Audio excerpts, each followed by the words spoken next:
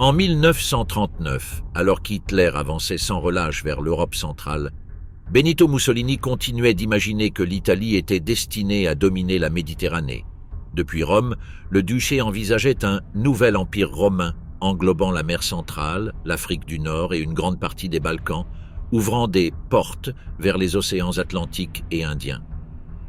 Cette géographie rêvée fonctionnait comme une grande carte mentale.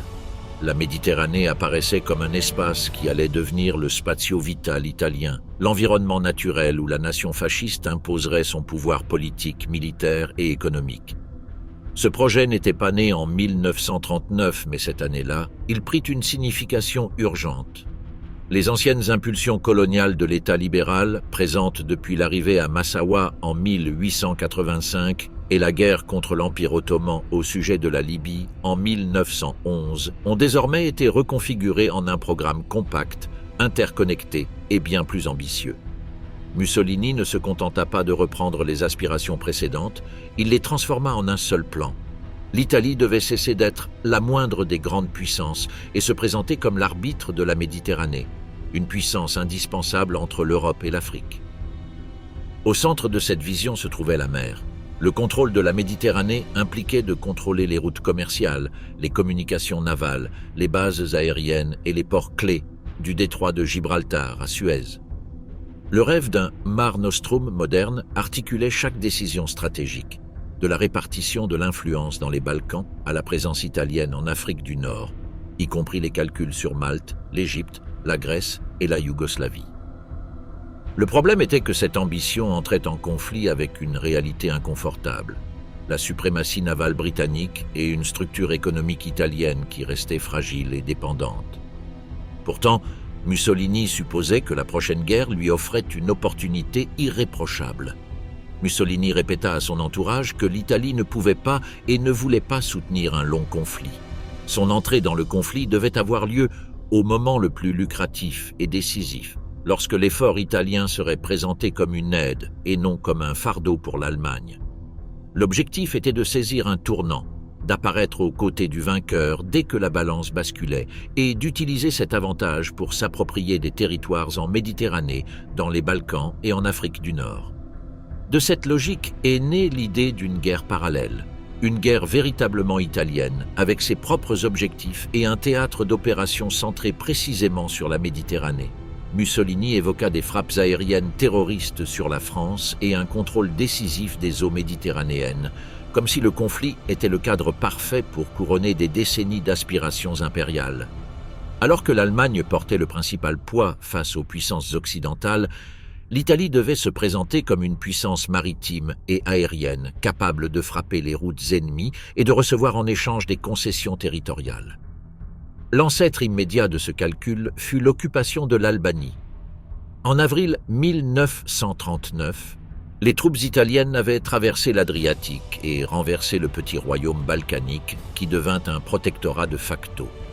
Mussolini considérait l'Albanie comme l'un des piliers de son nouvel ordre en Méditerranée, une tête de pont à partir de laquelle projeter son influence sur les Balkans, complétée par une future Croatie sous la tutelle italienne. L'occupation de Tirana fut présentée en propagande comme la première pierre de l'édifice impérial, l'avancée qui montra que l'Italie pouvait imposer sa volonté à la région. Depuis cette position, le régime contemplait la carte avec les yeux d'un conquérant. L'Albanie et la future Croatie devaient être les deux avant-postes de Rome sur l'Adriatique dominant le flanc est de la Méditerranée. La Libye et les possessions sur la mer Rouge complétaient l'illusion d'un arc italien entourant la mer centrale. Dans ce contexte, la campagne en Grèce ou les opérations en Afrique du Nord semblaient des étapes logiques vers le même objectif. Fermer la Méditerranée à ses adversaires et en faire un espace dominé par le drapeau tricolore italien. La catastrophe italienne en Afrique du Nord.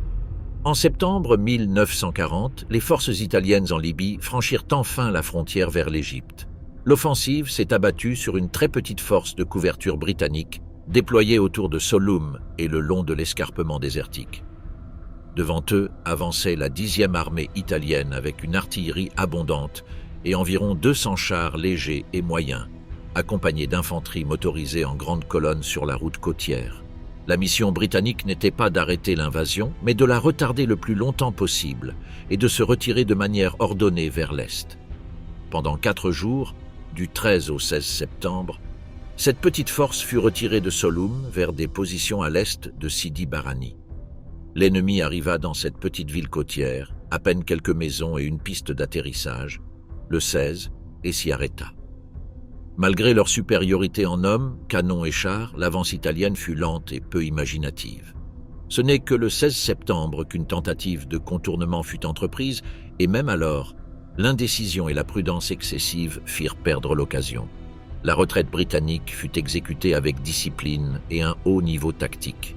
La combinaison d'artillerie audacieusement maniée, de tirs de mitrailleuses et de fusils dans des positions bien choisies, infligea d'importantes pertes aux Italiens en échange de pertes très faibles, moins de 50 hommes et un petit nombre de véhicules. Pendant ce temps, la 10e armée, satisfaite d'avoir repoussé l'ennemi hors de la frontière égyptienne, considéra une première étape de la campagne comme achevée et supposa que le prochain mouvement pourrait être effectué calmement. Dès leur arrivée à Sidi Barrani, les Italiens furent pratiquement immobiles pendant 2 mois.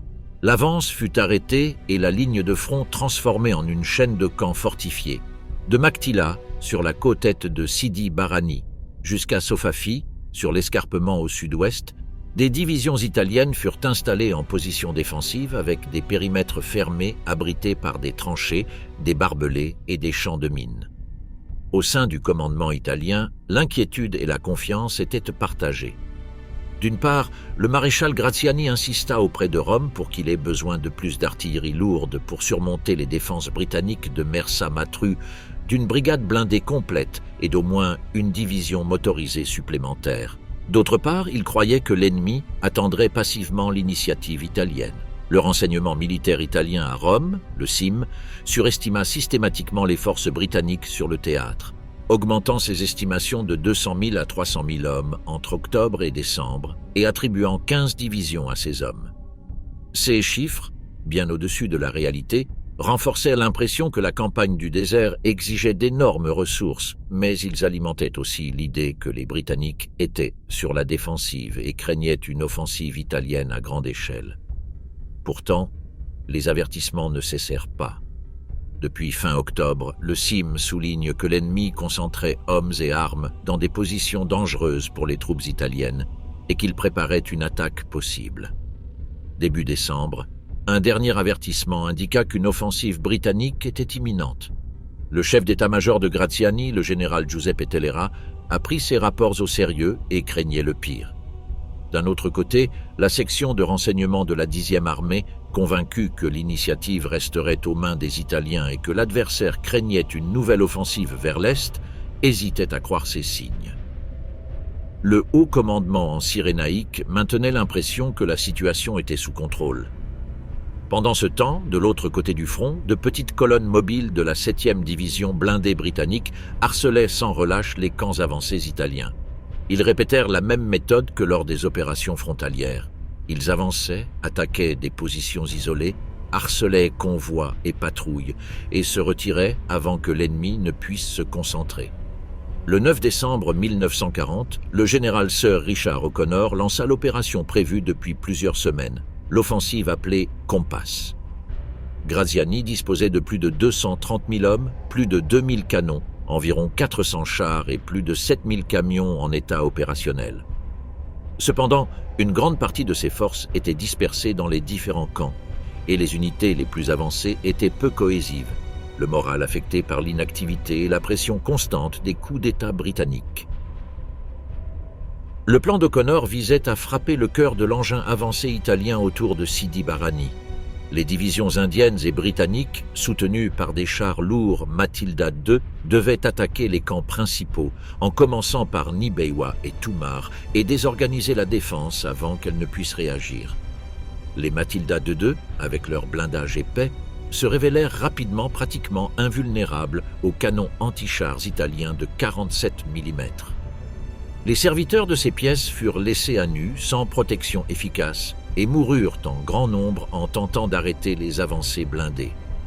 L'armée de l'air italienne, limitée en nombre et punie par des conditions désertiques, perdit une part considérable de ses bombardiers dans les premiers jours sans parvenir à modifier le cours de la bataille. Parallèlement, depuis la garnison de Mersa Matruh, avançait une force composée en grande partie d'unités mixtes, un bataillon complet des Coldstream Guards, des détachements d'artillerie, des escadrons de chars légers, des compagnies d'infanterie de plusieurs unités régulières et des mitrailleuses lourdes, voire quelques voitures leurres. Ce groupe était positionné devant le camp de Maktila, observant ses mouvements et prêt à intercepter toute retraite vers l'ouest.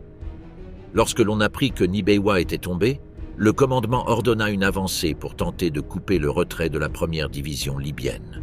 La faiblesse numérique et les difficultés du terrain empêchèrent un encerclement total, mais la pression constante poussa les Italiens vers Sidi Barrani et contribua à maintenir le désordre dans leurs colonnes. Entre le 9 et le 11 décembre, les avancées italiennes autour de Sidi Barrani furent balayées. Le port et la ville furent laissés aux mains des Britanniques à la tombée de la nuit et plusieurs divisions italiennes, dont les 2e et 4e chemises noires libyennes, furent détruites en tant qu'unités opérationnelles. Seuls quelques vestiges, ainsi que la première division libyenne de Maktila et un camp encore intact plus à l'est, conservaient une certaine capacité de combat, mais ne pouvaient plus maintenir une ligne cohérente. En ces 3 jours, les Britanniques capturèrent des dizaines de milliers de prisonniers, des centaines de canons et des dizaines de chars, ainsi que plus d'1 millier de véhicules, tandis que l'armée de l'air italienne vit sa flotte de bombardiers utiles diminuer de manière alarmante. La chute de Sidi Barrani ouvrit la porte à la prochaine phase, l'exploitation du succès vers l'ouest. Dans la nuit du 10 décembre, O'Connor ordonna à la division blindée d'envoyer des colonnes rapides pour bloquer toute retraite depuis la zone de Sofafi, d'avancer vers Buk-Buk et de poursuivre les restes italiens en direction de Al-Faya, Sidi Omar et Soloum. Parallèlement, la libération de la 4e division indienne, affectée au front soudanais, était planifiée par la 6e division australienne, qui devait prendre le contrôle dans le désert occidental. Dans les semaines qui suivirent, l'offensive progressa le long de la côte libyenne. Bardia, première grande forteresse italienne sur le sol libyen, tomba après un siège et une attaque planifiée selon le même schéma. Préparation intense de l'artillerie, infiltration nocturne et irruption d'infanterie soutenue par des chars. Des milliers de soldats italiens se rendirent et des centaines de pièces d'artillerie et de véhicules restèrent aux mains des Britanniques, ainsi que plus d'1 millier de prisonniers libérés qui avaient été détenus dans des conditions difficiles sur la place. De là, les forces d'O'Connor poursuivirent vers Tobrouk, un autre port fortifié où une part significative des forces survivantes des divisions avancées s'était concentrée. Le siège et l'assaut de Tobrouk répétèrent la formule: couper les routes terrestres par la 7e division blindée, préparer méthodiquement l'artillerie, reconnaître continuellement les défenses et mener une attaque principale à travers un secteur où les fossés anti-chars étaient plus peu profonds et les champs de mines plus faciles à dégager. Les brigades australiennes percèrent la périphérie défensive et avancèrent vers les carrefours intérieurs routiers, désorganisant le commandement italien. Une fois l'anneau défensif percé, les unités qui tentaient de battre en retraite vers l'ouest étaient confrontées à des colonnes blindées britanniques déployées à l'arrière, fermant les voies d'évasion. La poursuite culmina en février 1941 avec la bataille dans la région de Bedafom, où les restes de la 10e armée, tentant de s'échapper vers l'ouest, furent interceptés par les forces mobiles britanniques sur la route côtière. La manœuvre, qui combinait des blocus sur la route principale et des attaques depuis l'intérieur du désert, aboutit à la reddition de dizaines de milliers de soldats italiens. Le commandant de la 10e armée, le général Tellera, fut tué au combat lors de ses derniers engagements, tandis que des colonnes entières furent contraintes de déposer les armes, ainsi que leur artillerie et leurs chars. Au cours de ces 2 mois, la soi-disant armée du Nil avait avancé d'environ 800 km depuis la frontière égyptienne, avait vaincu et détruit une armée italienne composée de plusieurs corps d'armée et capturé environ 130 000 prisonniers, environ 400 chars et environ 1300 pièces d'artillerie, en plus d'énormes quantités de matériel de guerre, au prix de pertes relativement modestes de leur part. L'effondrement de l'empire italien-africain, Au Soudan, il était considéré comme impossible, avec des troupes aussi limitées, de couvrir toute la ligne, si bien que de petites forces mobiles furent ordonnées d'occuper les principaux points frontaliers et de tenir jusqu'à ce qu'elles soient attaquées par des forces supérieures, afin de retarder l'ennemi plutôt que d'abandonner les postes sans combat. Ces petites unités de la force de défense du Soudan menaient des raids rapides contre les postes italiens dans les premiers mois de la guerre. Lorsque les Italiens attaquèrent avec des forces largement supérieures à Kassala le 4 juillet et à Galabat le 6 juillet, les défenseurs britanniques et soudanais provoquèrent des retards, infligèrent de lourdes pertes, puis se retirèrent sans être poursuivis, malgré l'énorme disparité numérique. Une politique similaire fut suivie au Kenya. Des garnisons légères tenaient les postes frontaliers aussi longtemps que possible. À Moyale, une seule compagnie des King's African Rifles tint des semaines dans un petit fort face à une force italienne de la taille d'une brigade, et la retraite ne fut ordonnée que lorsqu'une seconde brigade ennemie approcha et que le poste fut pratiquement encerclé. Alors que la propagande fasciste présentait ses avancées limitées comme de grandes victoires, Rome savait que l'équilibre stratégique était fragile. Pour soutenir un éventuel soulèvement interne, les Britanniques avaient préparé à l'avance un certain approvisionnement en armes et une mission pour contacter les patriotes éthiopiens. Après le début de la guerre, l'empereur Haïlé Sélassié arriva au Soudan pour devenir un symbole de résistance et s'installa à Khartoum dans l'espoir de pouvoir retourner en Abyssinie. La simple présence du monarque exilé, ainsi que le souvenir récent de la conquête italienne, transformèrent la province d'Amara en un centre latent d'insurrection qui inquiéta sérieusement le vice-roi italien, le duc d'Aoste. À Addis-Abeba, le commandement italien vit comment les faiblesses structurelles de l'Empire africain devenaient évidentes au fil de 1940. La situation interne en Amara était décrite comme une mèche à combustion lente, capable de déclencher une révolution et d'ouvrir les portes aux forces ennemies. La colonie manquait de défenses efficaces contre les bombardements aériens et souffrait de graves pénuries d'armes modernes, de munitions, de caoutchouc et de carburant. Aoste avertit Rome que si ces ressources n'arrivaient pas, la seule chose possible serait de prolonger la résistance aussi longtemps que possible. Malgré ces lacunes, les garnisons italiennes de Kassala et Galabat réussirent néanmoins à repousser les attaques britanniques durant la première semaine de novembre, principalement grâce à l'intervention massive de l'armée de l'air. Cependant, ces succès locaux ne modifièrent pas la situation globale. L'empire italien africain était isolé par la mer, dépendant de longues et vulnérables routes logistiques, et dépendait des troupes coloniales, les Askaris, dont la loyauté était remise en question si la situation s'aggravait. En décembre 1940, une action apparemment mineure à la frontière kenyane eut des conséquences stratégiques décisives. Lorsque les forces sud-africaines submergèrent le petit poste italien d'El Wak, elles capturèrent également des livres de code et des chiffres. Cette victoire coïncida avec un autre coup invisible. Le détachement de Bletchley Park au Caire réussit à déchiffrer les codes chiffrés du commandement suprême italien. À partir de la fin de l'année, tout ce que le duc d'Aoste communiquait à Rome sur l'Afrique de l'Est était pratiquement à la portée des déchiffreurs britanniques, et le général Wavell et son état-major devinrent disponibles avec des informations presque en temps réel sur la situation, les craintes et les plans italiens. Lorsque l'opération Compass dans le désert occidental prit fin avec l'effondrement de la 10e armée en Cyrénaïque, à Addis-Abeba, il devint clair que l'attention britannique se tournerait vers la prochaine grande cible du théâtre, l'Afrique orientale italienne. Les commandants italiens supposaient que les Britanniques concentreraient une part importante de leur puissance aérienne et de leurs forces blindées contre cette enclave isolée. Le général Trezani, chef de l'état-major local, a minimisé une invasion en provenance de Somalie en raison de difficultés logistiques et a placé la principale menace au nord, le long de la frontière avec le Soudan. Pendant ce temps, la situation militaire penchait rapidement en faveur des Alliés. Depuis le Kenya et le Soudan, les forces britanniques et du Commonwealth furent réorganisées sous des commandements tels qu'Alan Cunningham et William Platt. Leur campagne des premiers mois de 1941, plus tard qualifiée de brillante, réduisirent la résistance italienne de 6 mois à un centre organisé dans la région du Gondar.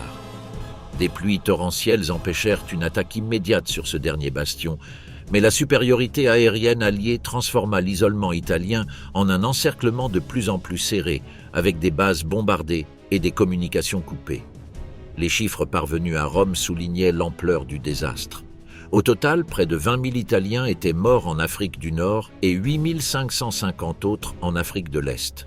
En août 1941, environ 200 000 soldats italiens étaient déjà aux mains des Britanniques, dont une part importante provenant des campagnes en Éthiopie et en Érythrée.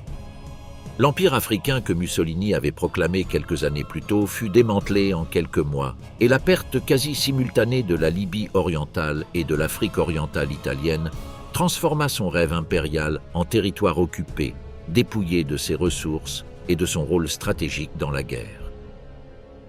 L'aventure balkanique de Mussolini.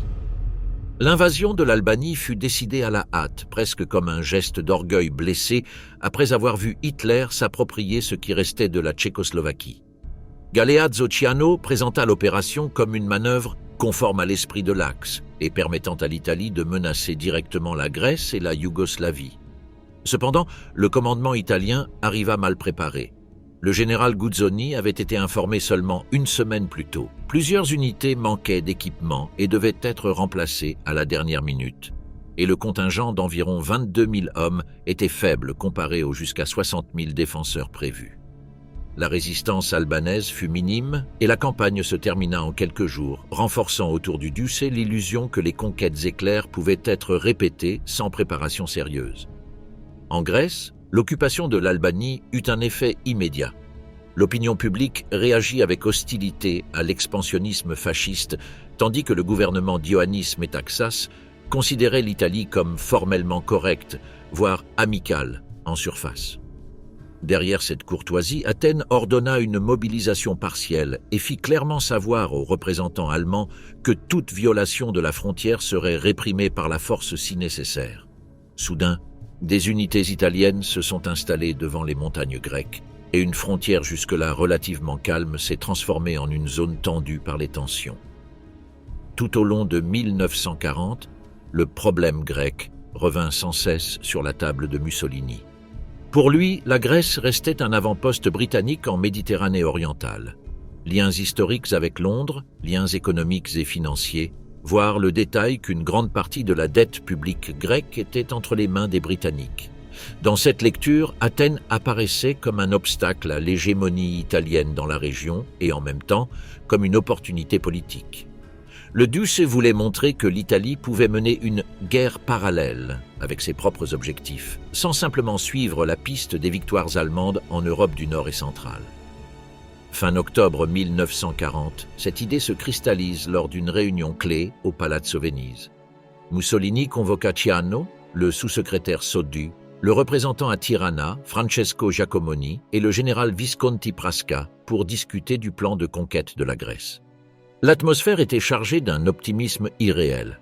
Giacomoni a déclaré que le peuple grec était profondément déprimé, que la seule minorité ouvertement anglophile était une petite élite et que le reste de la population restait indifférent même à la possibilité d'une invasion italienne.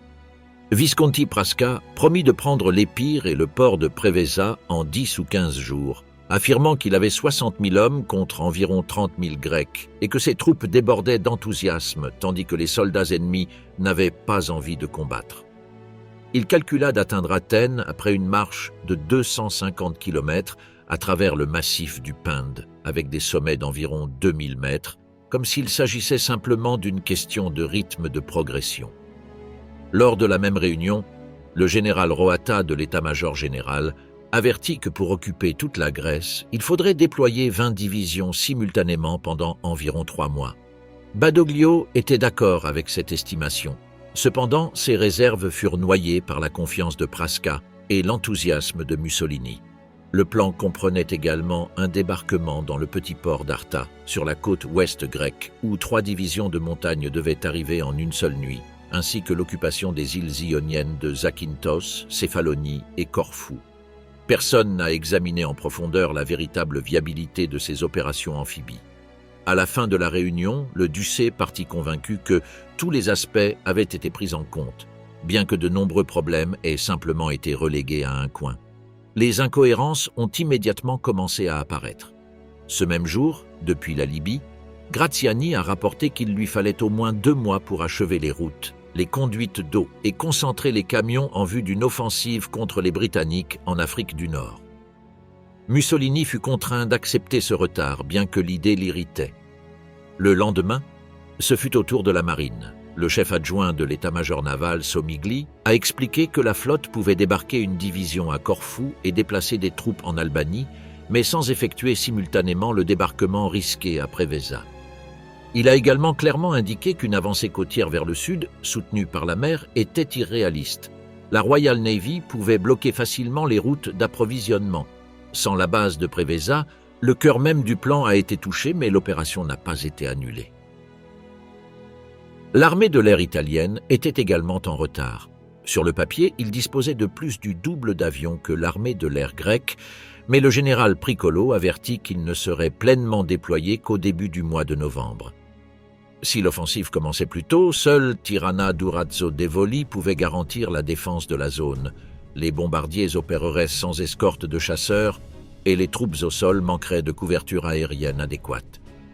Badoglio insista auprès de Mussolini sur le fait que le temps investi dans la préparation n'était jamais perdu et que l'idéal était de rassembler jusqu'à 16 divisions pour achever la campagne en 1 mois, répétant ainsi la logique qu'il avait défendue lors de la guerre d'Éthiopie. Mais lorsqu'il alla personnellement exprimer ses réserves, il trouva le duché irrité, convaincu que les objections étaient du pur défaitisme. L'offensive fut maintenue avec un léger ajustement. L'attaque était fixée au 28 octobre. Depuis Berlin et depuis le quartier général d'Hitler, l'initiative italienne fut vue avec suspicion dès le début. Pour le Führer, l'opération était stupide. Elle ouvrait la possibilité que les Britanniques installent des bases aériennes et navales en Grèce, menaçant l'Adriatique et, surtout, la grande base de la Regia Marina à Tarente. Quelque temps plus tard, Hitler reprochera à Mussolini non seulement d'avoir lancé la campagne sans coordination, mais aussi d'avoir laissé la campagne stagner de manière prévisible, forçant la Wehrmacht à intervenir dans un domaine qui n'était pas dans ses priorités immédiates. Sur le terrain, le choc avec la réalité a été rapide. L'attaque italienne, décrite par les documents britanniques comme non provoquée et traîtresse, fut contenue puis repoussée par une contre-attaque grecque énergique. Les troupes d'Athènes non seulement reprirent le territoire perdu, mais repoussèrent les Italiens en Albanie. Durant l'hiver 1940, sous des températures glaciales, de la neige et des routes presque impraticables, l'armée grecque continua d'avancer et força les unités italiennes à se replier de plus en plus loin dans l'intérieur de l'Albanais, dans l'espoir affiché de les chasser complètement du pays. La guerre de montagne en Albanie s'est transformée en une campagne très difficile. Les Grecs concentrèrent environ 300 000 hommes sur ce front, dans le but d'atteindre une ligne stratégique entre Berat et Wallon. Une telle position réduirait considérablement l'étendue du front et, surtout, priverait les Italiens du port de Wallon. Sans ce point d'entrée vers l'Adriatique, maintenir une grande armée dans le nord de l'Albanie s'avérerait extrêmement difficile. Athènes demanda à plusieurs reprises à Londres que la Royal Navy et l'aviation britannique attaquent les routes de transport entre l'Italie et l'Albanie, afin de couper le flux de renforts et de ravitaillement. Mais dans les eaux étroites de l'Adriatique, il était difficile de maintenir un déploiement naval significatif, et les ressources aériennes britanniques n'atteignirent jamais le volume nécessaire pour maintenir une offensive constante. L'Italie a pu continuer à alimenter son appareil dans la région et éviter un effondrement total pendant un certain temps. À Londres et au Caire, la catastrophe italienne en Grèce et en Albanie força une refonte de la stratégie dans toute la Méditerranée orientale. Depuis novembre 1940, une présence britannique modeste existait en Grèce, une petite force aérienne et quelques unités terrestres, essentiellement nécessaires pour entretenir et protéger les aérodromes, mais incapables de modifier l'équilibre militaire dans les Balkans par eux-mêmes. Au début de 1941, alors que la Wehrmacht installait des bases en Roumanie et se préparait à entrer en Bulgarie, le gouvernement grec reçut une offre d'aide plus large, blindés, artillerie de campagne, canons anti-chars et anti-aériens pour défendre Thessalonique et la Macédoine contre une éventuelle attaque allemande. Metaxas rejeta la proposition, convaincu qu'un débarquement important des forces britanniques provoquerait l'agression allemande sans fournir de moyens suffisants pour l'arrêter. Ce n'est qu'après sa mort fin janvier que le nouveau gouvernement changea de position et demanda quelle aide concrète Londres serait prête à fournir si l'Allemagne attaquait par la Bulgarie. La différence fondamentale par rapport à Utah est devenue évidente dès les premières minutes. Là où, sur la péninsule de Cotentin, la résistance était fragmentaire et le courant avait détourné les Américains vers un secteur moins défendu, dans le secteur canadien, les fortifications étaient bien placées pour croiser leurs tirs sur la zone de débarquement. La combinaison d'obstacles physiques et de la précision des mitrailleuses transforma ce tronçon de côte en un filtre mortel. Cependant, une fois que les sapeurs et les chars eurent réussi à ouvrir des brèches dans les murs et les barbelés, les Canadiens commencèrent à s'infiltrer dans les rues arrières des localités côtières, prenant des maisons fortifiées et réduisant un à un les points forts qui résistaient encore. Malgré les pertes initiales, tant à Juno qu'à Gold, l'avancée vers l'intérieur s'accélère. Hitler entre en scène. Alors que les colonnes italiennes étaient bloquées dans les montagnes d'Albanie et que leur garnison en Libye se retirait devant les Britanniques, sur la carte de la chancellerie du Reich, la Méditerranée apparaissait comme un front inconfortable, presque secondaire, mais impossible à ignorer. Hitler observait avec une irritation croissante le rêve impérial de Mussolini se transformer en une succession de supplications à l'aide, de télégrammes alarmistes et de demandes de renforts qui contredisaient ses propres plans de guerre à l'Est. Mais chaque semaine, sans solution dans les Balkans et en Afrique du Nord, ajoutait un nouveau risque. La possibilité que l'Italie s'effondre, que la Royal Navy trouve des bases supplémentaires en Grèce et que le flanc sud du Reich reste sans protection alors que l'Allemagne se préparait à attaquer l'Union soviétique. Lors de réunions avec le haut commandement, Hitler était déchiré entre deux impulsions contradictoires. D'une part, son mépris pour l'incompétence italienne le poussa à penser que Rome devait assumer les conséquences de ses décisions et que l'Allemagne ne pouvait pas gaspiller des divisions blindées, du carburant et des avions sur un front périphérique. En revanche, son obsession pour la sécurité du Reich, le pétrole roumain et les communications sur le Danube le poussèrent à empêcher toute pénétration britannique dans les Balkans. Les rapports sur l'avance vacillante en Grèce, les pertes en Albanie et la menace d'un débarquement allié en mer Égée alimentaient le sentiment que, s'il n'intervenait pas, il se retrouverait bientôt face à un problème plus important. Un ennemi installé à l'arrière du futur front de l'Est. Ce dilemme fut aggravé lorsque, en mars 1941, la Yougoslavie signa le pacte tripartite et, quelques jours plus tard, un coup d'État à Belgrade renversa le gouvernement qui venait de s'aligner avec l'Axe. Du point de vue d'Hitler, ce tournant fut bien plus qu'un simple choc diplomatique. Il ouvrait la possibilité que la Yougoslavie devienne une tête de pont britannique, ou du moins un territoire hostile au milieu du corridor stratégique vers la Grèce et la Roumanie. La décision reportée pendant des mois commença à prendre forme avec une clarté brutale. S'il voulait stabiliser l'Europe du Sud et sauver, ce faisant, l'allié italien, il devait assumer directement le contrôle militaire des Balkans, acceptant le coût que cela impliquait.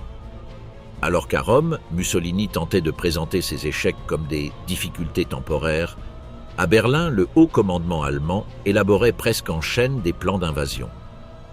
Premièrement, l'offensive contre la Yougoslavie et la Grèce fut préparée, conçue comme un coup de foudre qui devait résoudre, en quelques semaines, ce que l'armée italienne n'avait pas accompli depuis des mois. Des divisions blindées furent organisées pour avancer depuis l'Autriche et la Hongrie, à travers les vallées et percer la défense yougoslave à divers endroits, tandis que d'autres forces se concentraient en Bulgarie, prêtes à entrer en Grèce par le nord et à contourner les positions grecques sur le front albanais. L'objectif ne se limitait pas à punir le coup d'État de Belgrade, il visait avant tout à éliminer toute menace alliée en Europe du Sud-Est et à forcer la Grande-Bretagne à battre en retraite.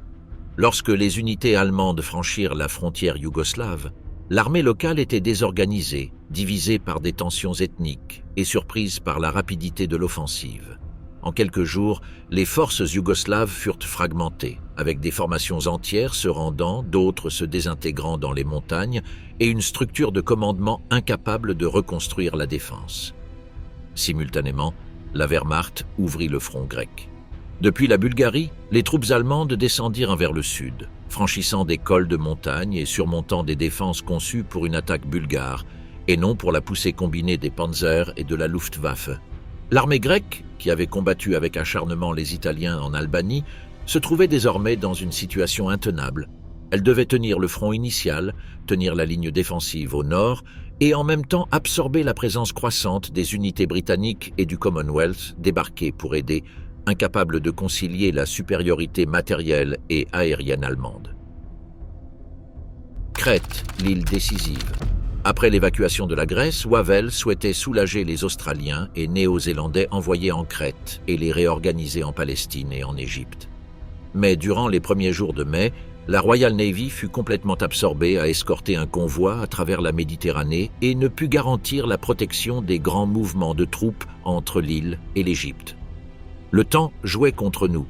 Il devint vite évident qu'il n'y aurait pas de place pour faire tourner les unités avant l'attaque allemande, donc la défense devrait être soutenue par les forces déjà présentes en Crète et par tout renfort qui pourrait encore arriver d'Égypte sous un ciel de plus en plus hostile.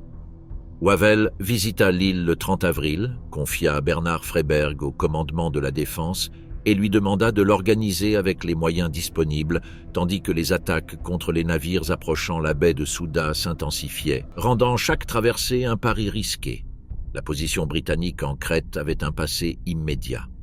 À partir du 1er novembre 1940, Londres avait envoyé une petite force, le quartier général d'une brigade d'infanterie, 2 bataillons, le 2e Black Watch et le 1er York and Lancaster, ainsi que quelques éléments de soutien. À cette époque, l'île abritait une division grecque. Il ne semblait pas y avoir de menace imminente et l'objectif était très précis, sécuriser la baie de Souda comme base de ravitaillement pour la marine. Avec le temps, les choses ont changé. La division grecque fut retirée, le 1er régiment Welch fut ajouté en février, et une base pour une division complète fut ordonnée de préparer. Un aérodrome fut construit à Malem, à l'ouest de la Canée, et la piste d'Héraklion à l'extrémité et de l'île fut modernisée, bien que des pénuries chroniques d'avions au Moyen-Orient empêchèrent les escadrons de s'y stationner définitivement. Une unité de commando arriva pour frapper les îles italiennes voisines, et l'importance croissante de la baie de Souda pendant la campagne grecque conduisit à l'envoi de l'organisation mobile de défense de la base navale pour renforcer les défenses du port. La Crète elle-même était un problème militaire complexe. L'île mesurait environ 160 km de long sur 40 km de large, dominée par des massifs montagneux et dotée d'une seule route principale, longeant la côte nord, où se trouvaient tous les ports importants. Les routes reliant le nord et le sud étaient rares et mauvaises. Des sites d'atterrissage se trouvaient sur la côte sud, mais il n'y avait presque jamais de sortie facile vers l'intérieur ni de lien raisonnable avec le reste du territoire. Le résultat fut une île allongée, difficile à parcourir et très vulnérable à quiconque dominait l'air. Freyberg répartit ses forces en 4 grands secteurs. À Héraklion, sous le commandement du brigadier Chappell, 2 bataillons britanniques, 3 bataillons grecs, environ 300 fantassins australiens et environ 250 artilleurs convertis en infanterie furent concentrés.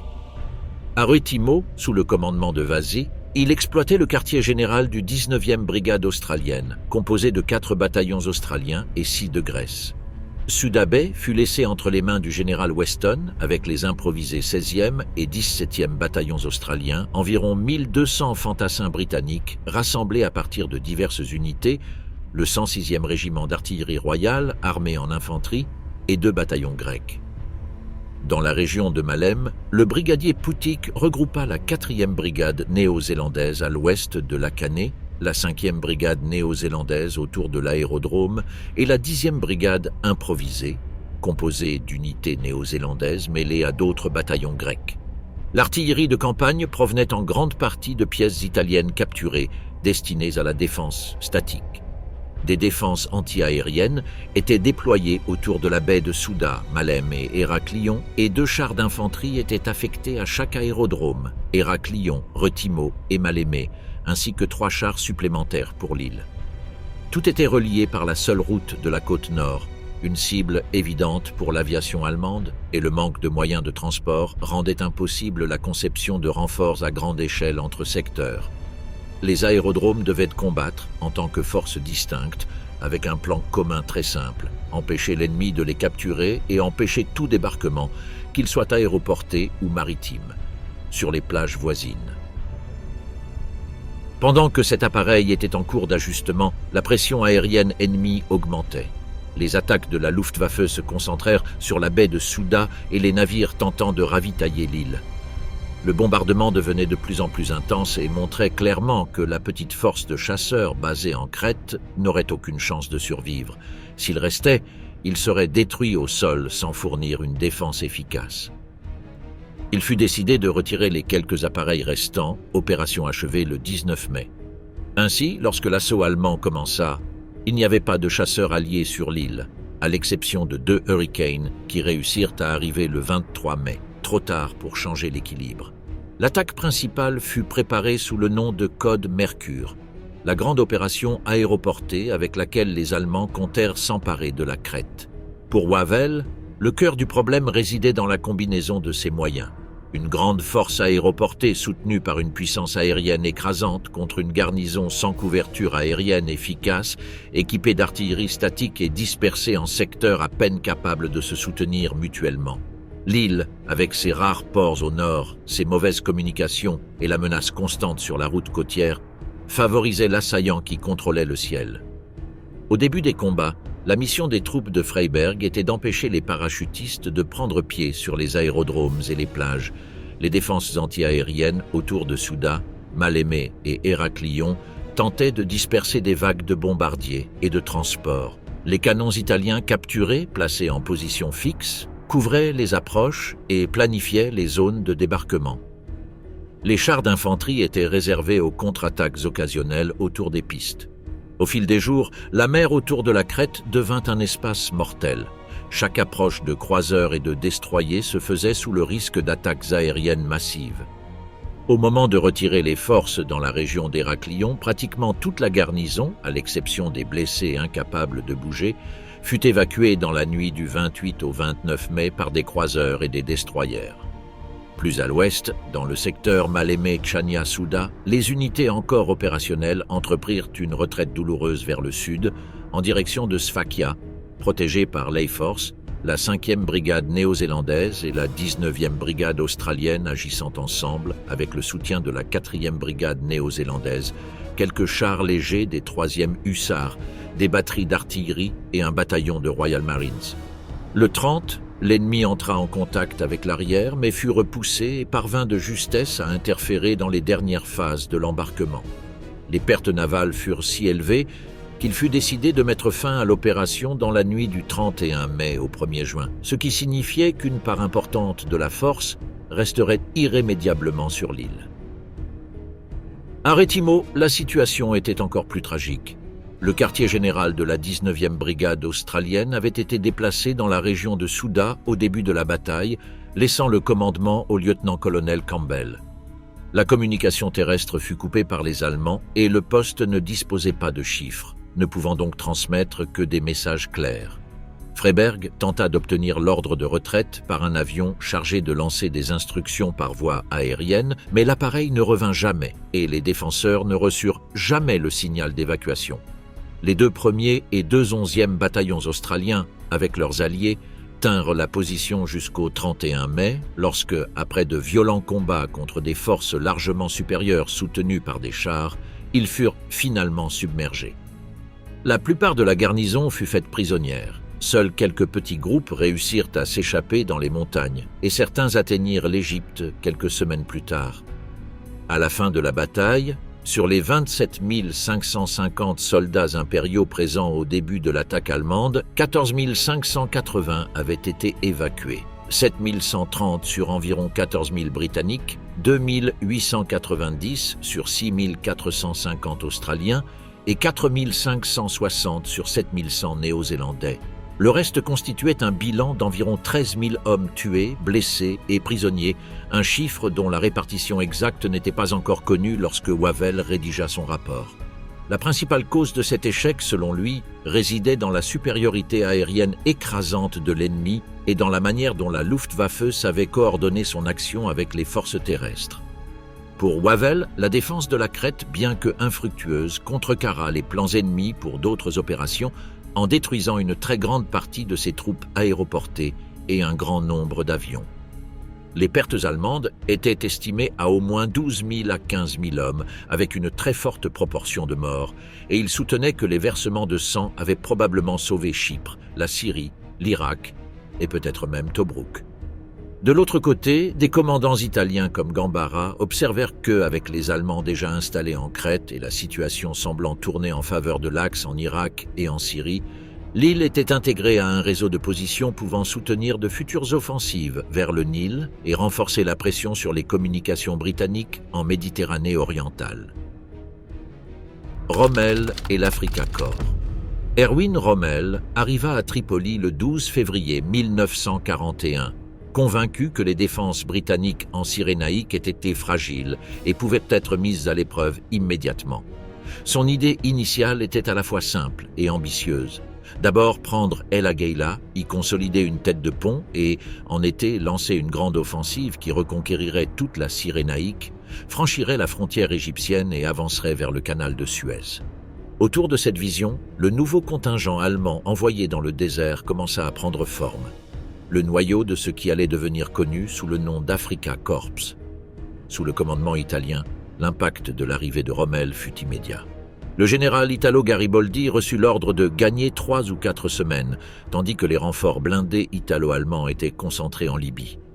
Ces divisions d'infanterie étaient décrites comme statiques et non armées, vulnérables à un ennemi mécanisé estimé à 2 divisions blindées et 7 ou 8 divisions motorisées.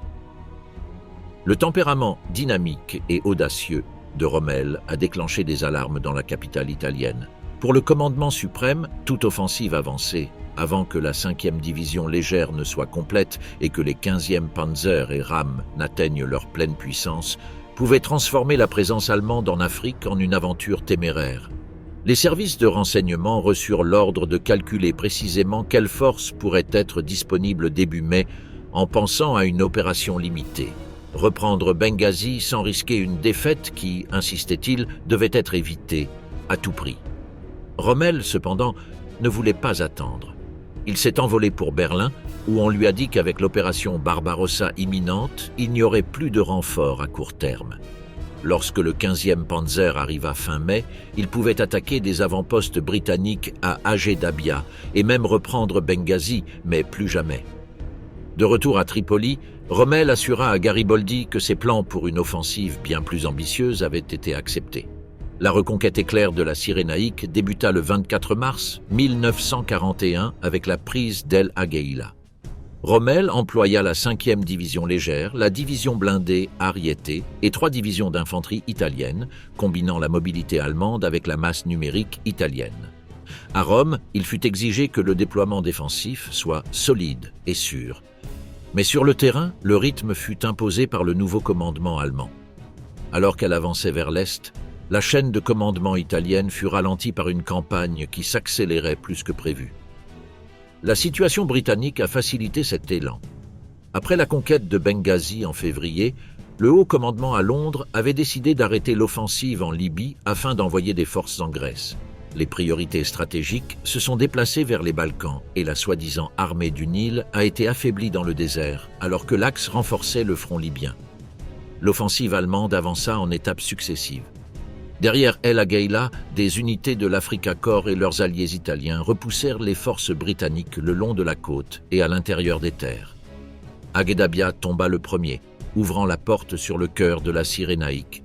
Puis ce fut au tour de Benghazi, le grand port dont la perte renversa le succès britannique de l'hiver précédent. Au fur et à mesure que l'offensive se poursuivait, Bardia et Solom, à la frontière, passèrent également aux mains de l'Axe. L'avance combinait frappe frontale et pénétration rapide, utilisant les routes côtières lorsque possible et le désert quand il était commode de surprendre sur les flancs. Le 11 avril 1941, Tobrouk fut encerclée. La garnison australienne et britannique, retranchée dans un périmètre de fortifications et de tranchées construites avant la guerre, fut soudainement coupée alors que les colonnes blindées continuaient vers l'est. 4 jours plus tard, Rommel lui-même se tenait à la frontière avec l'Égypte. En quelques semaines, L'équilibre stratégique dans le désert avait changé. L'ennemi qui, quelques mois plus tôt, se retirait de Sidi Barrani et Bardia était désormais celui qui poussait les Britanniques vers leur base en Égypte, laissant derrière lui un port assiégé clé. Le siège de Tobrouk devint le nouveau centre de gravité de la campagne. Les forces italiennes du 21e corps, renforcées et endurcies par des bataillons d'infanterie allemands, occupèrent les positions d'encerclement autour de la place, tandis que de nouvelles divisions, telles que la 30, furent intégrées à l'organisation. Plus à l'est, les défenses frontalières de Al-Faya, Solum et Capuzzo, construites durant l'été, furent garnies par l'infanterie allemande. Au sud, à Sidi Omar, la division de Savone fut établie. Entre Tobrouk et la frontière, des forces mobiles furent déployées. La 21e brigade blindée Astriste, le Trig Capuzzo au sud de Gambut, près du quartier général de Rommel. La 15e Panzer et la 80e division légère étaient regroupées autour d'El Adem, Ed Douda et Sidi Rezeg. L'Ariete et la Trieste, plus au sud, occupaient Bir El Goubi et Bir Hacheim. C'est ainsi que le Panzergruppe Afrika a pris forme, avec l'Afrika Korps comme noyau blindé, et une forte composante italienne autour de lui. Pour le nouveau commandant en chef britannique au Moyen-Orient, Claude Auchinleck, qui prit le commandement en juillet 1941, la question principale devint de maîtriser Rommel et de relever Tobrouk. Leur objectif était de piéger et de détruire les forces de l'Axe dans l'est de la Cyrénaïque, puis de les chasser de la Tripolitaine. Mais pour y parvenir, il fallait affronter un ennemi capable d'adapter son artillerie et son déploiement au terrain désertique. Lorsque les brigades blindées britanniques tentèrent de prendre les chars allemands par l'arrière, elles furent confrontées à des batteries de canons de 88 mm installées comme armes anti-chars, des armes redoutables pour lesquelles elles n'avaient pas d'équivalent. L'artillerie ennemie, combinée aux contre-attaques mobiles des panzers, a à plusieurs reprises contrecarré les tentatives britanniques d'annuler leurs manœuvres. Dans ce jeu d'avancée et de contre-attaque, l'utilisation du terrain désertique devint cruciale. Les Allemands et leurs alliés italiens fortifièrent des secteurs clés autour de Tobrouk et de la ligne de Gazala, mais maintinrent leurs forces blindées prêtes à franchir de larges arcs au sud des positions britanniques.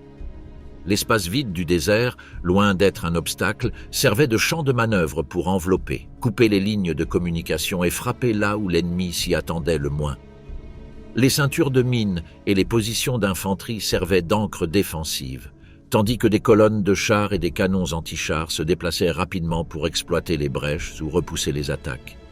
Entre janvier et juin 1942, des convois traversant la Méditerranée réussirent à livrer 474 chars italiens et 4772 camions italiens, ainsi que 331 chars allemands en Afrique du Nord.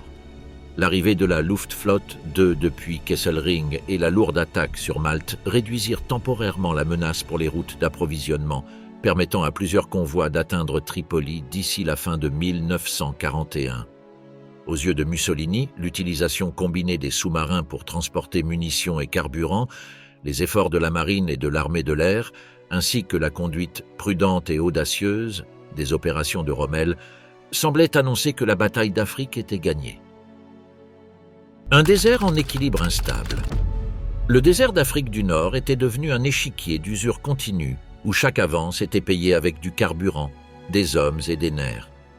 Alors que Tobrouk était encore encerclé et que Rommel menaçait l'Égypte, le haut commandement britannique préparait une offensive majeure visant à briser le siège et, si possible, à expulser l'Afrika Korps de Cyrénaïque. Cette offensive s'appelait l'Opération Croisée et, sur le papier, semblait offrir une opportunité de reprendre l'initiative que les Italiens et les Allemands avaient prise quelques mois plus tôt. En novembre 1941, la 8e armée a lancé vers l'ouest depuis la frontière égyptienne. Leurs colonnes se dispersèrent, cherchant à envelopper les forces blindées allemandes et, en même temps, à s'approcher de Tobrouk pour rejoindre la garnison assiégée qui préparait des sorties depuis l'intérieur des terres. La 7e division blindée, composée de Néo-Zélandais, de Sud-Africains et d'Indiens, avança en affrontement avec les patrouilles de reconnaissance ennemies, tandis que la Luftwaffe et la Regia Aeronautica bombardaient pistes, dépôts et colonnes de ravitaillement. L'offensive ne s'est pas déroulée comme un coup net, mais comme une succession de combats confus autour de noms qui deviendraient familiers. Sidi Rezeg, Bir El Goubi, la passe de Al-Faya. Jour après jour, l'opération devint une lutte de manœuvre, où les deux camps tentaient de piéger les véhicules blindés adverses dans des champs de tir préalablement préparés. Les Britanniques concentrèrent leurs brigades blindées pour chercher l'affrontement décisif. Mais ils furent à plusieurs reprises confrontés à des canons anti-chars cachés, notamment le redouté 88 mm, qui détruisait les chars à longue portée avant qu'ils ne puissent combler la brèche. Rommel n'avait pas non plus le contrôle total de la situation. Ses divisions blindées subirent de lourdes pertes et ses lignes d'approvisionnement s'étendaient le long d'une côte hostile, constamment attaquée par la Royal Navy et la RAF. Parfois, la mer lui refusait les renforts attendus. D'autres fois, les convois arrivaient, mais l'essence n'était pas suffisante pour soutenir des opérations prolongées en profondeur.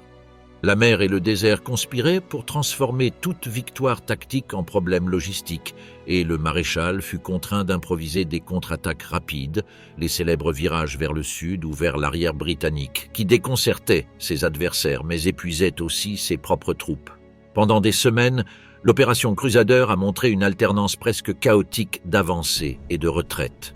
Un jour, les rapports britanniques pourraient annoncer que les blindés ennemis battaient en retraite vers l'ouest. La suivante, une nouvelle offensive allemande frappa le flanc nu d'une brigade et força la réorganisation de tout le front. Autour de Sidi Rezeg, les combats devinrent particulièrement féroces. Aérodromes changèrent de main, colonnes motorisées furent isolées, les radios transmettaient des ordres contradictoires, tandis que la poussière de la bataille recouvrait l'horizon. À l'intérieur de Tobrouk, la garnison tint bon dans une guerre parallèle d'artillerie, de mines et de petites attaques nocturnes. Les Australiens d'abord, puis les unités britanniques et polonaises estimèrent que le temps jouait contre eux, mais ils savaient que l'effort principal se déroulait en dehors du périmètre. Lorsque, après des semaines de combat, les avant-gardes de la 8e armée réussirent à ouvrir un couloir de communication, le sentiment de soulagement se mêla à une fatigue extrême.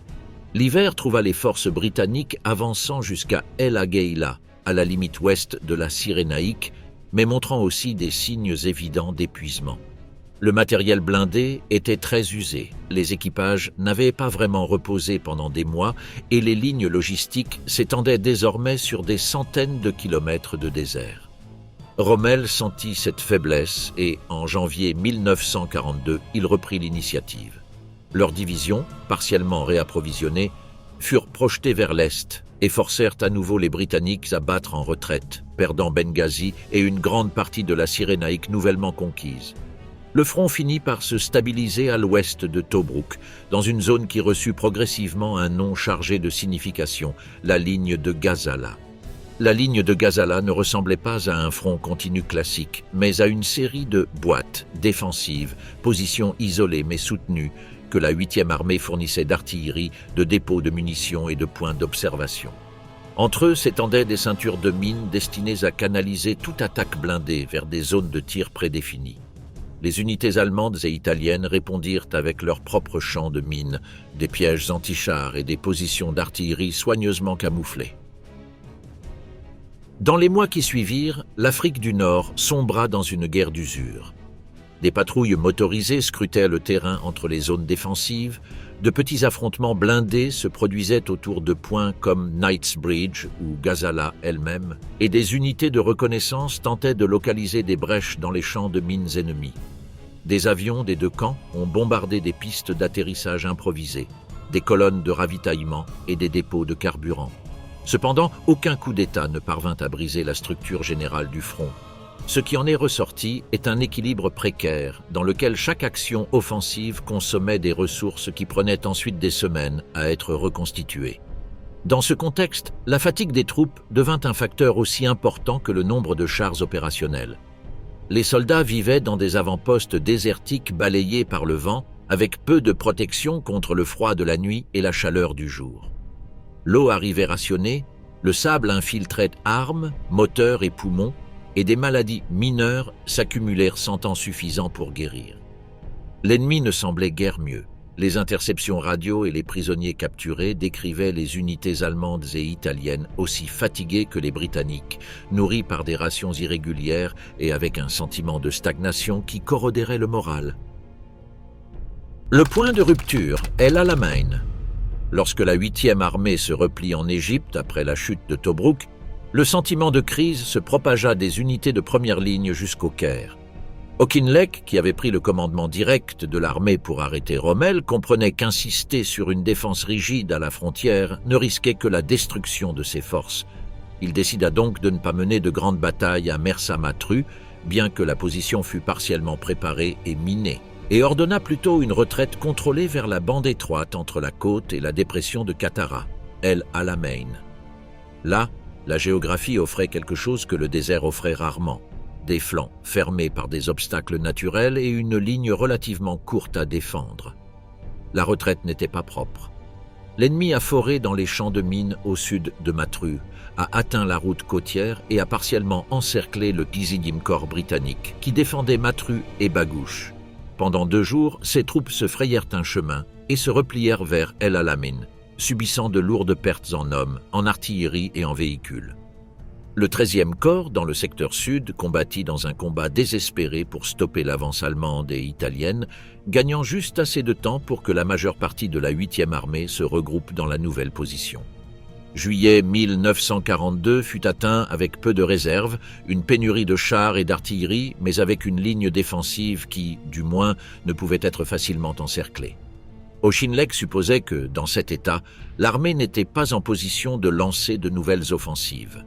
Pendant des semaines, il informa Londres qu'il était nécessaire de réorganiser la force, de reconstruire l'arme blindée et de se redresser face à une défense flexible. À partir de là, les ordres se concentrèrent sur le renforcement de la ligne d'Alamein, en profondeur. Sur la carte, Auchinleck identifia 3 crêtes qui devinrent des pivots de la défense.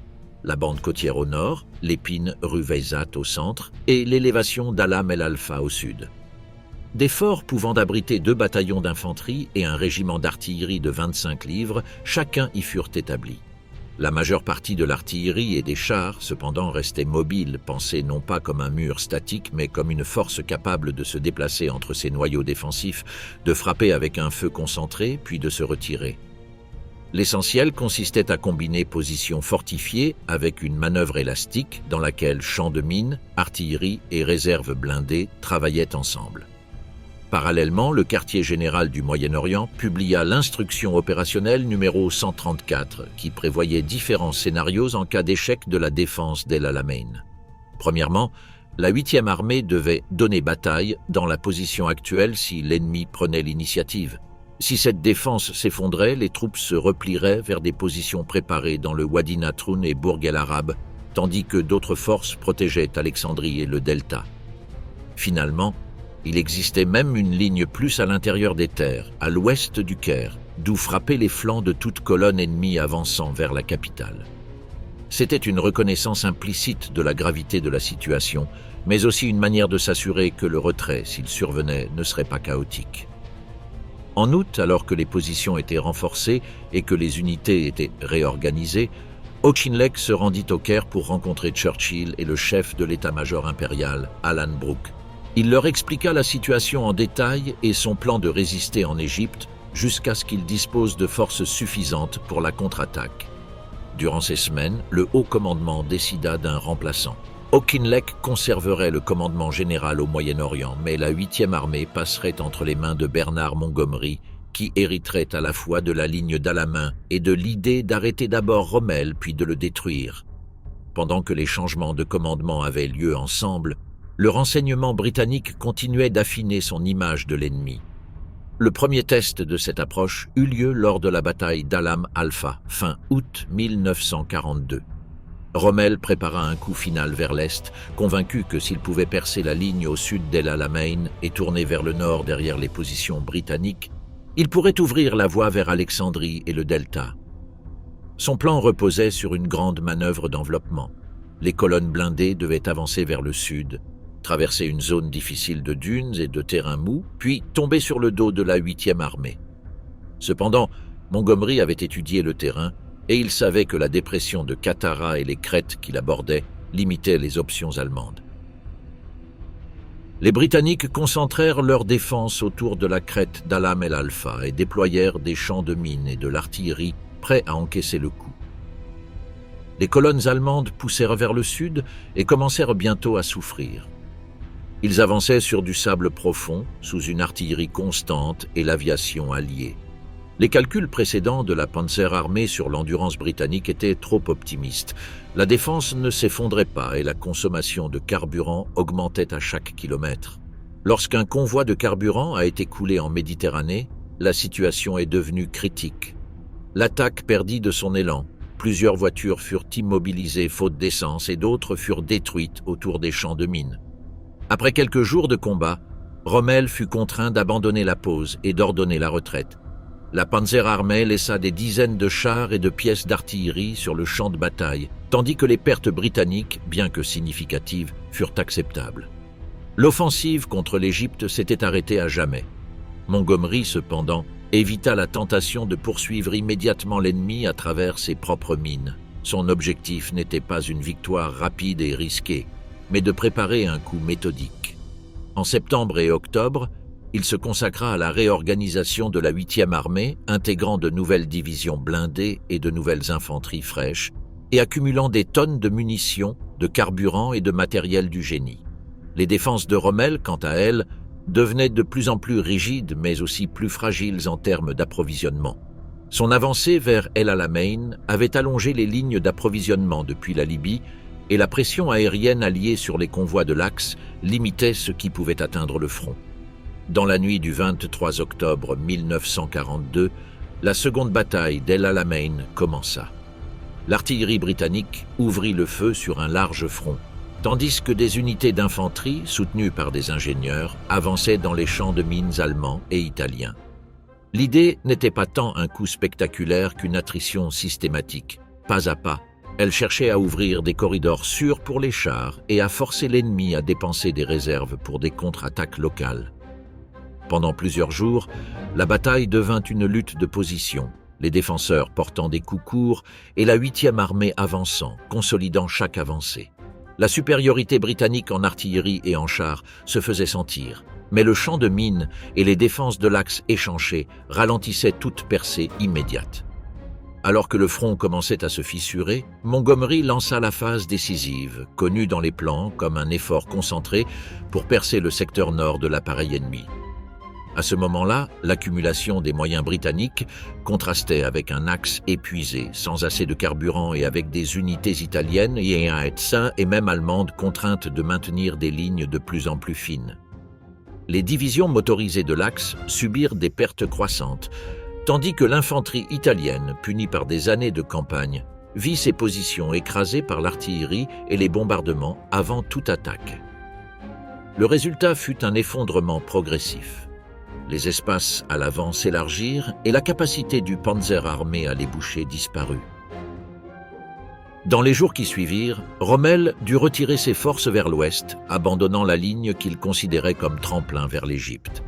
La retraite, sous la pression constante de l'aviation britannique et des forces mécanisées, se transforma en une longue série de combats d'arrière-garde à travers la Cyrénaïque. Pour la Wehrmacht, El Alamein signifiait la première défaite terrestre claire face à une armée alliée à l'ouest. Pour l'Italie, cela signifiait la perte irréparable de matériel et d'unités vétérans, ainsi que l'effondrement du rêve d'avancer vers le canal de Suez.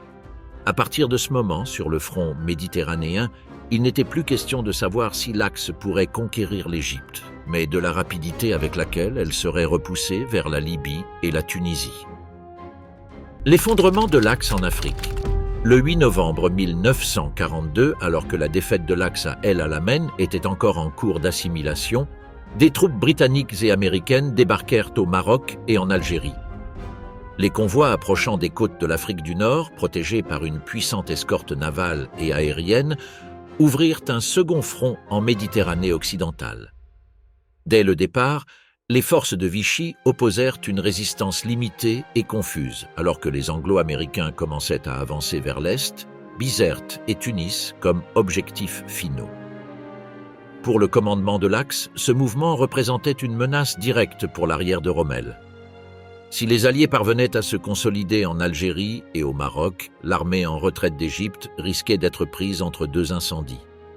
La réaction d'Hitler fut immédiate. Il ordonna l'occupation de la région de France encore sous contrôle de Vichy et le renforcement de la Méditerranée centrale. Les Italiens prirent le contrôle de la Corse, tandis que la 10e division blindée allemande fut envoyée à Tunis, suivie par la division italienne Superga, avec pour mission de sécuriser Tunis et Bizerte avant que les Alliés ne puissent les atteindre par l'ouest. Parallèlement, les restes des armées italo-allemandes, qui avaient commencé leur retraite d'El Alamein, parcoururent près de 1000 km en seulement 18 jours jusqu'à atteindre la ligne d'El Agheila, réduite, épuisée et avec les unités italiennes particulièrement décimées. Dans ce contexte, le maréchal Ugo Cavallero s'est envolé vers la Libye et, dans une tentative d'imposer l'ordre sur la catastrophe, a confirmé qu'Héctor Bastico était responsable de toutes les forces de l'Axe dans le théâtre africain. Les instructions étaient aussi grandiloquentes qu'irréalistes, résister jusqu'au bout dans la position Mersa Brega Agheila et, en même temps, tout faire pour préserver la Tripolitaine. Bastico suggéra que Rommel, déjà promu maréchal de camp, était moralement épuisé et qu'il devrait peut-être être relevé. Mais Cavallero, soutenu en partie par la perception propagandiste entourant Rommel, refusa. Lorsque Bastico demanda des chars, de l'artillerie lourde, des canons anti-chars, des renforts aériens et des véhicules pour reconstruire une armée capable de combattre, Rome lui promit que tout arriverait dans les plus brefs délais possibles. Ces renforts ne se sont jamais matérialisés. Face à la réalité des divisions en sang, Bastico a comprimé l'appareil. 7 divisions disparurent des listes, dont la Folgore, l'Ariete et la Littorio, symbole de la présence italienne dans le désert. Le reste fut réorganisé en corps blindés, composé des divisions Centauro et Giovanni Fascisti, ainsi qu'en un corps d'infanterie avec les divisions La Spezia, Pistoia et Trieste. Sur le papier, c'était une nouvelle armée. En pratique, il était mal équipé, sévèrement en manque de véhicules et de carburant, et n'avait aucune marge de manœuvre pour résister à une offensive prolongée. Rommel, convaincu que rester pour combattre à Mersa El Brega signifierait la destruction totale de l'équipe italo-allemande, envoya le général Giuseppe de Stefanis à Rome pour faire pression sur Cavallero et Mussolini en faveur d'une retraite vers Buerat, plus proche de Tripoli et donc plus facile à approvisionner. Après un entretien direct avec Rommel, Bastico finit par accepter le diagnostic. Le retrait offrait au moins la possibilité d'obtenir quelques semaines pour réorganiser les troupes et peut-être recevoir une partie des renforts promis. Alors que l'Africa Corps et les unités italiennes se retiraient, la 8e armada britannique les suivait, prenant position en Cyrénaïque et avançant pas à pas vers la Tripolitaine. Le plan stratégique britannique, défini quelques mois plus tôt par Auchinleck, suivait sa logique. Sécuriser la Cyrénaïque, consolider des bases aériennes et navales leur permettant de dominer la Méditerranée centrale, de capturer la Tripolitaine, et si les circonstances l'exigeaient, d'atteindre la Tunisie pour empêcher l'Axe de s'y retrancher et de menacer à nouveau l'Égypte ou le canal de Suez. Pendant ce temps, les forces anglo-américaines arrivant avec l'opération depuis le Maroc et l'Algérie avançaient vers l'est. Depuis leur nouveau port et aérodrome, ils commencèrent à avancer sur la bande côtière tunisienne, tandis que les Allemands et Italiens fuyant la Libye tentaient d'établir une ligne défensive soutenue par la soi-disant ligne Marette, héritée des fortifications françaises. Dans cette étroite bande entre la Méditerranée et le désert, la guerre devint une lutte de temps. L'Axe devait stabiliser le front avant que les colonnes venant d'El Alamein et celles venant d'Alger ne soient pleinement liées. En février 1943, Mussolini confia à Giovanni Messe une tâche qui était en grande partie un piège, le commandement des forces italiennes en Tunisie, rebaptisée Première Armada. Messe, considéré comme le meilleur général italien, organisa son armée derrière des champs de mines, du fil barbelé, des fossés anti-chars et des positions soigneusement étudiées. Il avait analysé en profondeur la bataille d'El Alamein et savait que s'il voulait résister, il devait forcer l'ennemi à payer chaque mètre à un coût élevé. Cependant, Rommel conserva, du moins pendant un temps, la direction opérationnelle de l'ensemble. Avec le soutien d'Ambrose, il lança une série d'offensives visant à frapper le flanc ouest allié et à protéger l'épaule droite de la position derrière la ligne Marette. Le coup le plus audacieux eut lieu au col de Kasserine, entre le 19 et le 22 février. Là, Les unités allemandes et italiennes réussirent, au début, à surprendre les forces américaines encore inexpérimentées et à ouvrir une brèche qui semblait annoncer un nouveau tournant dans la campagne. Mais le terrain difficile, les pluies, la réaction rapide des Alliés et la pression croissante de Montgomery à la frontière libyen-tunisienne ralentirent l'avancée. La contre-attaque fut déçue et l'occasion de briser le siège fut définitivement perdue.